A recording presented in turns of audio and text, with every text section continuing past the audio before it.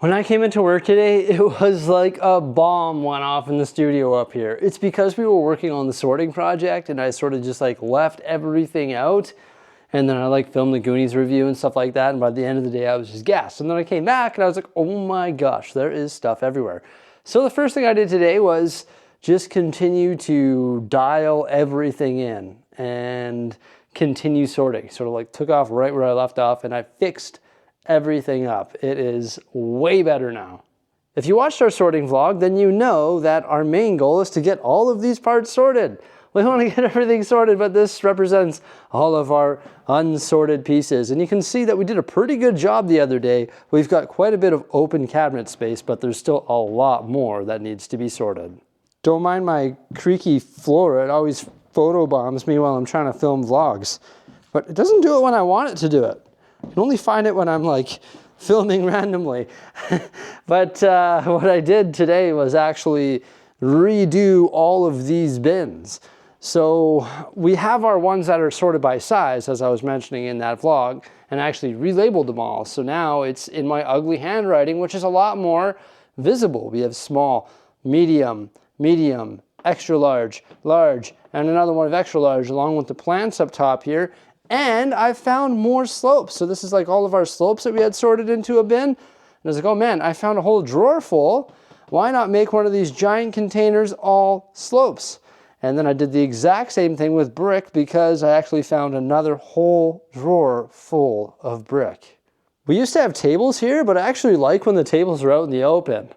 Like right over there, it's way better. You can actually work around them, and we have access to these parts that are somewhat sorted. So I think we're gonna leave these tables out in the middle there just because they're way more workable. But where did I find these additional pieces? I forgot about these drawers at the very end.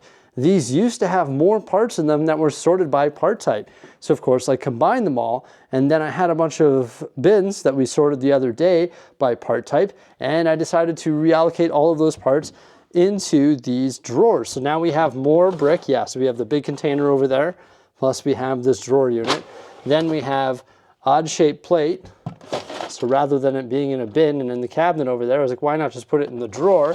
Because then it'll sort of be part of the system. Then we have connectors, tiles, Technic, studs not on top, and also plate. So I just think that makes sense because they're sort of semi-sorted, so they may as well be amongst our sorted parts. So yeah, I'm way happier with that because at the end of yesterday's video, there was stuff absolutely everywhere. And what I did was actually resort all these bins as well. I'm trying to make them all consistent so that they're all these bins right here with the blue lids. And if it all looked consistent, then it would actually look a lot better than having all of these random sizes mixed into it. And when we were sorting the other day, this is how many bins we cleared. So we're definitely getting there. And I think this morning was a good step toward the end goal as well. It always feels good just cleaning things up.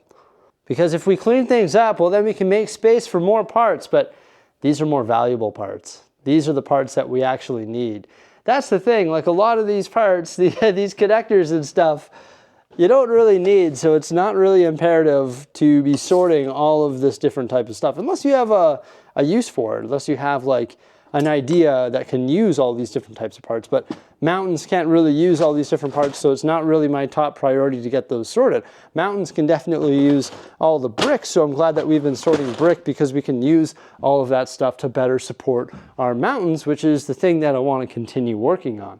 And in order to continue working on this, we need to unbox these parts. Now, there's something funny. I actually had some video footage of me continuing to work on the mountains on my memory card, and then a few days went by and I got distracted, and for some reason I decided to format my memory card, so I no longer have all that footage. But we've actually made some progress with the mountain construction or mountain details since the end of the last video, which I do not have on record. So let's start by having a look at all the upgrades I've made so far.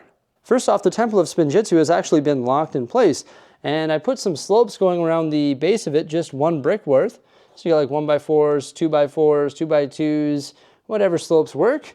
And then I actually adapted that to the studs of the mountain. So this is actually in a fixed position now. And I created a little staircase going up to the doors by using some modified bricks with the forward-facing studs, and put these bricks on their side so that we have like a little step going up to the front door. I think that looks a little bit better, but there's still a lot of work that I need to do in behind it, because I actually want to bolster all of this rock work up right here and start to invert up off the back of it so it's more so built into the mountain.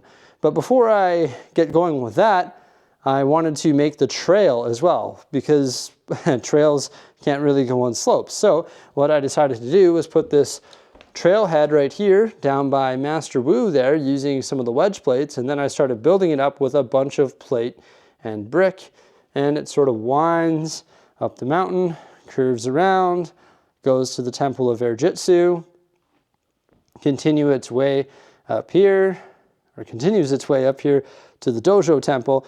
And I did the same thing with this temple. I put some slopes around the base of it, and I created a snot step up to it, and I still have to go around and sort of lock it in place with more bricks and stuff around the back side of it. But before I do that, before we get around to doing that, I know that we have to run a waterfall down, and waterfalls don't really run on slopes, so I need to frame that in. So I started laying some 1x1 studs, and that waterfall sort of meanders through the mountain here, or down the mountain, and will make its way down into the Ninjago area at the very base of the mountain right there. And I'm just getting ready to rip out this 16x16 plate so that we can actually embed that in the mills right there.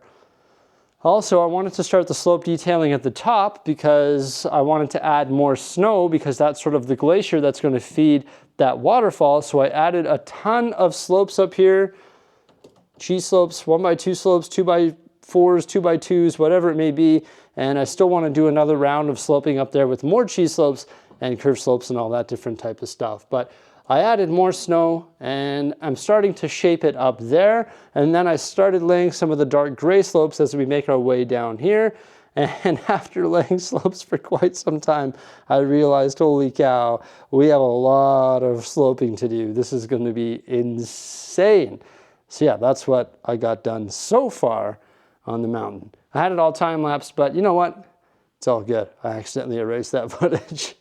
So yeah, I got all that stuff done the other day, and then today, which is Saturday, I actually tidied up everything, which felt pretty good. It always feels good doing all that. Also, I had a really cool experience this morning. Hung out with my family this morning, and then we went to Boo at the Zoo, which is like trick-or-treating at our local zoo here in Edmonton, and it's free with our annual pass. So that was a fun experience, looking at some animals. We saw the elephant there, which was super cool. She's been there since 1977, I think. So she's way older than me, and she's still kicking around the zoo. So it's a pretty cool experience seeing her. It's not very often that you see her just because she's so old. So they take really good care of her and sort of bring her out when the zoo is closed or whatever.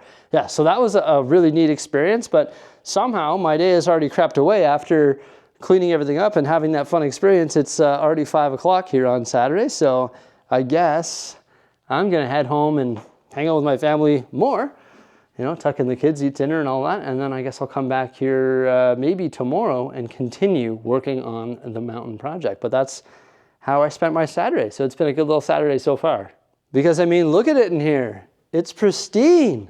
It's looking amazing. I love that. And the cabinets, they're getting there, you know. Another week of sorting or so, and we'll get it all done, and then we'll have these cabinets back so we can build an awesome display up here and enjoy looking at sets rather than clutter while we're working on massive Lego projects. So of course, the boxes were a total of 4 different orders, and I got 3 of these GWPs, which are all marked up. Boxes are all destroyed, but these are more so like parts packs. You get some slopes in there, some interesting tiles, also the elements for little snow-covered sapling trees. I don't know if I'm going to part them out or hang on to them, but either way, they were free, so worth getting. Then we've got rock panels. So these ones are rectangular ones, and then we have 2 giant bags of corner ones. And the last box was a deal. It was 40% off these brickheads, And that's all that was in this box. Just a gigantic box for a small amount of brickheads that would have fit in a much smaller box. It's funny though, these were 40% off, which was a good deal, so I decided to pick some up. And then several days later, they were still 40% off, and it was double points, and they launched this GWP. And that's when we decided to pick these up, because it was also double points. So it was the time to act on getting more parts for the mountain. But that would have been crazy, getting the GWP 40% off and double points. But either way, this is a good deal. I figured I'd just buy a few of those and put them away for the future. You really can't go wrong at 40% off. So that's what we decided to do. But that's it. That's all we got during those big sale days, just because we've been focusing on acquiring parts for our Lego City projects. And we still have that giant order on the way relatively soon that we haven't paid for yet. So been sort of preparing ourselves for that. But it's always worth getting the rock panels when it's double points, especially when you got giant mountains to build. All right, let's resume with the mountain build. Probably going to continue bolstering up the waterfall, because no, that's not the extent of the waterfall. So we may as well start there. All right, so how we're building this waterfall here is just using the transparent light blue 1x1 studs and also some 1x2 plates, just stacking them.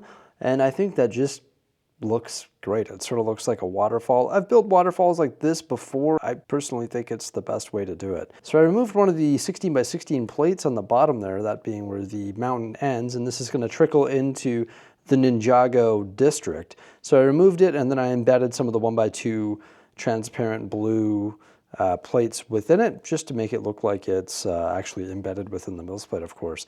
So yeah, just get that all built up all the way to the top there.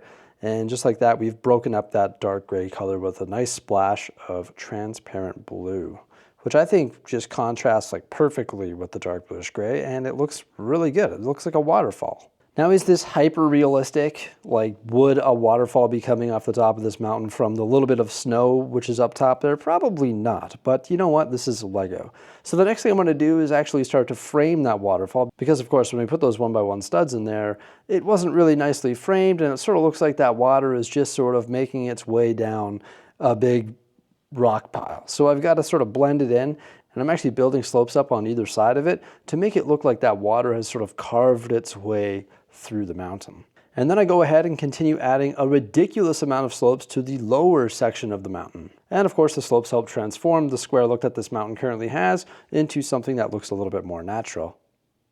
So you can see the base of the waterfall there built into the mills. Nothing is fully detailed yet. We're just working on slope detailing today. I build in layers, but this is sort of like the second layer after the base construction. We got rid of a lot of the squareness of this mountain with the addition of those slopes.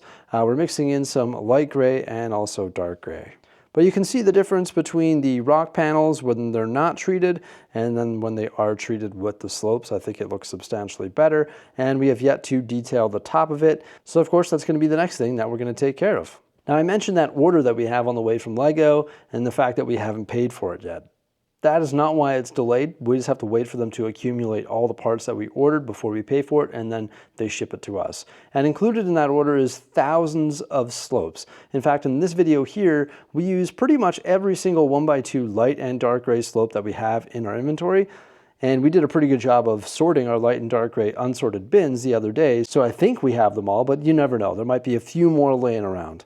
But I'm going through and adding a bunch of slopes on the upper section of the mountain there, reaching right up to the peak where we have the snow cap, and also on the side there. Primarily what we're using is the 1x2 slopes, but we're also using 1x2x2 tall, 1x2x3 tall. We're using some inverted ones, also 2x2, pretty much any slope that we have within our inventory.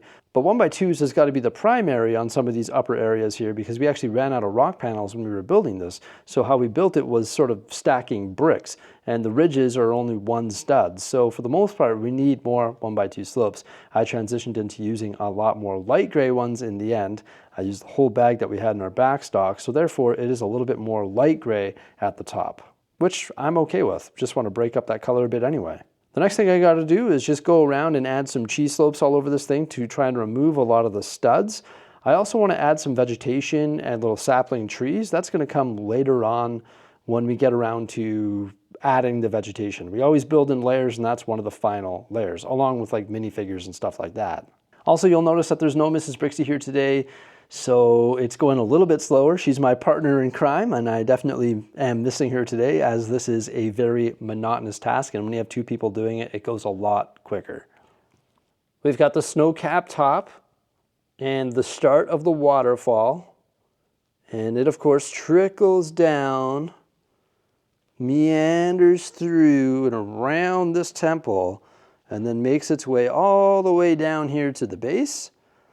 Now this is just dark gray for now. Eventually there's going to be all the vegetation and stuff, which will help bring it to the next level.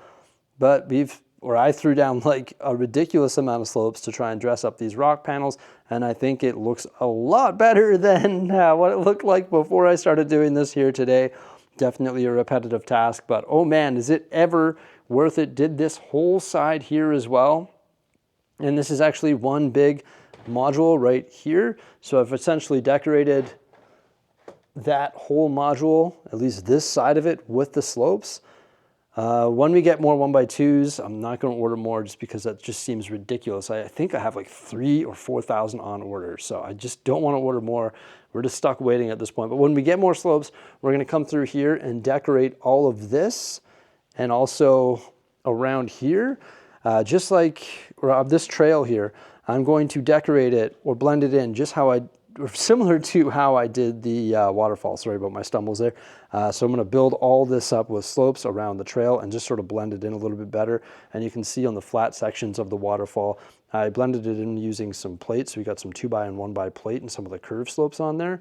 That's what we're going to do around the sides of the trail here, just so it's better blended in. And also in these large flat spots here, we're going to integrate some green. So we're going to come in there with the green wedge plates and add different colors and different textures on these spots here. But what we need to do first is make sure we have the trails all laid in, and also see if there's any more structures that we want to put up here, because obviously structures and trails come before those types of details. But you can really see the difference here. This is detailed right there, and this is essentially built the exact same way. So undetailed with slopes, undetailed with slopes, same with down here, and then when we pop around this way, that's the difference. So it's a huge difference, and it definitely looks a lot better when it's all sloped up. And we need the 1x2s because when you're dealing with little ridges like this where there's only one stud to work with, for the most part you need to build it up with 1x2s, and then you can pop the bigger slopes on top. It's just a whole bunch of trial and error essentially when you're doing this, but you can see in here there's like 1x2s, and then there's 2x2x2 tall, and it's all sort of built up accordingly to what it is. But I find the 1x2s work the best for the base layer, and then you can start packing some of the larger ones on top depending on how many studs you have to work with. You'll probably notice that I started working on this here as well. So this is the base foundation that we're going to do now. This is probably the project that we're going to work on tomorrow. Mrs. Bricksie and I, that's going to be Monday because today's Sunday. And we're probably just going to build all the way around and then start building up. And I need to cut a wood platform for the center panel here so that I can shorten this structure, and it'll be a lot more stable. So that big center plate there is going to be on a wood structure, and that's going to save us some parts. But essentially we just need to build up and try and get up to that height, which is pretty extreme. Luckily for us, when we build the platform here, we're going to start the mountain from right there because it's going to be conjoining mountains. So we're not going to have to go as far up this way or go as high vertically when we start at this particular point there. And depending on how the platform looks down there, I think it gets shortened by like 2 base plates based on where the amusement park is. I think the mountain can also start at a higher point here as we're going to continue more mountains right there. So we can start it at a higher point here, and we won't have to go as vertical there either. But yeah, that's going to be tomorrow's project. I am mountained out because laying all those slopes took a tremendous or just a ridiculous amount of time. And it might not look like it on the time lapse, but boy, oh boy, I was laying parts forever because You got to think every single one of these parts had to be laid, and even the waterfall or river is a ton of parts on its own. But yeah, there we go. What a difference that is. I think it looks great. Despite it being a very repetitive task, I am absolutely thrilled with the end result of today's efforts. I think it looks way better than what it looked like at the beginning of this day, and I cannot wait to continue building more mountains. We've been waiting for this day for a long time, and I am excited about it. It's going to look epic. I cannot wait to get this thing fully detailed, placed back in the city, and get this one going. It's going to be insane. Thank you so much for coming on by. Remember to have yourselves a fantastic week, and we'll see you again soon. Farewell. Bye for now.